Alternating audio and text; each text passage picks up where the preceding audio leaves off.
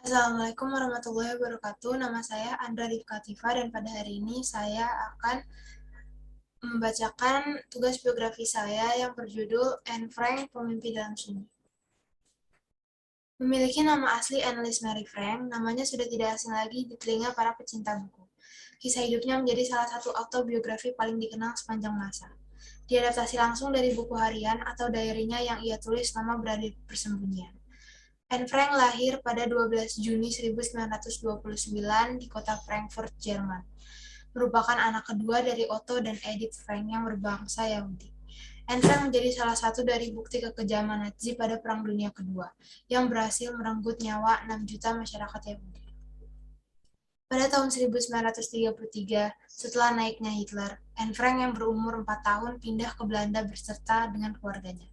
Pada tahun-tahun pertama hidupnya di Amsterdam, keluarga Frank terbilang hidup sederhana, tidak melimpah namun berkecukupan. Anne bersekolah di Montessori sebelum pada akhirnya diwajibkan mendaftar di sekolah khusus Yahudi. Pada Mei 1940, Nazi menduduki Belanda, dan pada 20 Juni 1942, kehidupan masyarakat Yahudi di sana berubah secara drastis. Mereka diwajibkan memakai penanda, dilarang menggunakan mobil, dilarang mengunjungi tempat rekreasi, dan menggunakan fasilitas umum. Hanya diperbolehkan bersekolah di sekolah khusus masyarakat Yahudi, dan masih banyak peraturan lagi. Mulai diberlakukannya peraturan-peraturan tersebut bersamaan dengan banyaknya pemanggilan dan penangkapan masyarakat Yahudi di sana. Mereka dikirim menuju concentration camp, di mana di sana mereka dibunuh secara perlahan. Pada awal Juli 1942, Margot Frank, kakak perempuan Anne, mendapat surat panggilan dari Gestapo atau polisi Nazi untuk menyerahkan diri.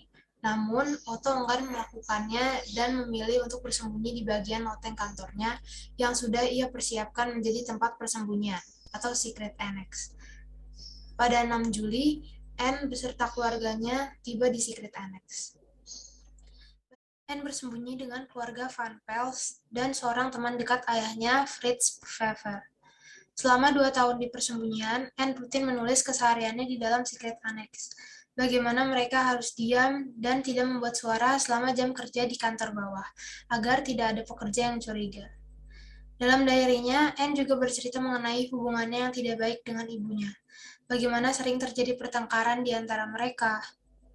Di luar itu, Anne juga menceritakan tentang ketertarikannya dengan Peter Van Pels. Seiring berjalannya waktu, Peter dan Anne menjadi teman dekat selama berada di persembunyian. Pada 29 Maret 1944, Anne mendengarkan radio secara ilegal ketika Menteri Kabinet berkata bahwa semua dokumentasi atau diary ataupun surat tentang Holocaust nantinya akan diabadikan. Anne langsung berencana menerbitkan diary-nya. Ia menceritakan bagaimana ia selalu bercita-cita menjadi penulis buku yang terkenal. Cita-cita yang telah dicapainya sekarang. Bahkan setelah 77 tahun, tulisannya masih menjadi salah satu autobiografi paling terkenal sepanjang masa dan telah diterjemahkan ke 65 bahasa. Pada 21 Juli 1944, Anne mengatakan bahwa telah terjadi pengkhianatan untuk Nazi oleh jenderal terkuat di Jerman. Pada awal pertengahan 1944, Inggris dan sekutu banyak memerdekakan negara di Eropa dari Nazi, seperti Prancis dan sebagian besar kota di Belanda. Anne merasa optimis bahwa ia akan segera merdeka. Sayangnya, pada 4 Agustus 1944, tempat persembunyian mereka ditemukan oleh Gestapo. Diary terakhirnya tertulis pada 1 Agustus 1944. Lalu pada 11 September 1944, mereka dipindahkan ke Amersfoort Camp. Selama di concentration camp, Anne beberapa kali dipindahkan. Dan di camp terakhir, ia terpisah dari semua kerabat dan hanya bersama kakaknya, Margot. Di sana, mereka tidur di dalam kandang hewan ternak dengan penjagaan ketat, tidak diberi makan dan minum yang cukup, dan tidak ada fasilitas untuk ekskresi. Rambut mereka dipotong, dan setiap pagi diharuskan berdiri selama berjam-jam di bawah terik matahari. Tidak lama setelah dipindahkan ke camp terakhirnya, Margot jatuh sakit.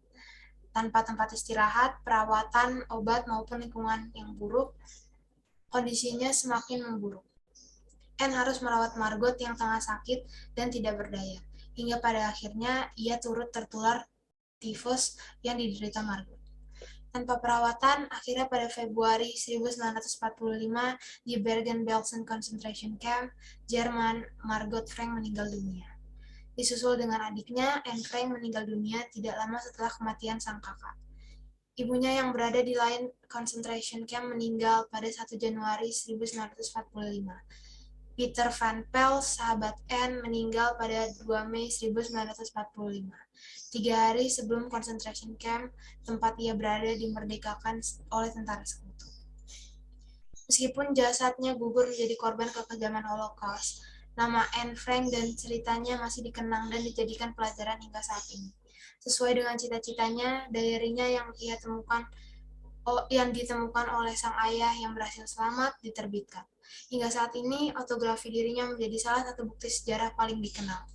Anne Frank menjadi simbol keberanian dan harapan. Dengan usia yang masih sangat belia, ia harus berhadapan dengan situasi menyeramkan. Dalam persembunyiannya, gerak-geriknya dalam keheningan, namun semangat dan pemikirannya tetap menjelajah luas. Seorang gadis yang pemberani dengan pemikiran terbukanya yang berkali-kali menuliskan tentang gagasan, kesetaraan terhadap perempuan, ketidakadilan perang, pendidikan, dan masih banyak lagi. Cita-citanya untuk menjadi penulis kini telah tercapai. Semoga kisah Anne Frank akan terus dikenang dan dijadikan pelajaran tentang begitu menyeramkannya perang juga diskriminasi. Seseorang yang memiliki keberanian dan keyakinan tidak akan mati dalam kesengsaraan. Begitu kutipannya dalam diary-nya. Sekian dari saya. Assalamualaikum warahmatullahi wabarakatuh.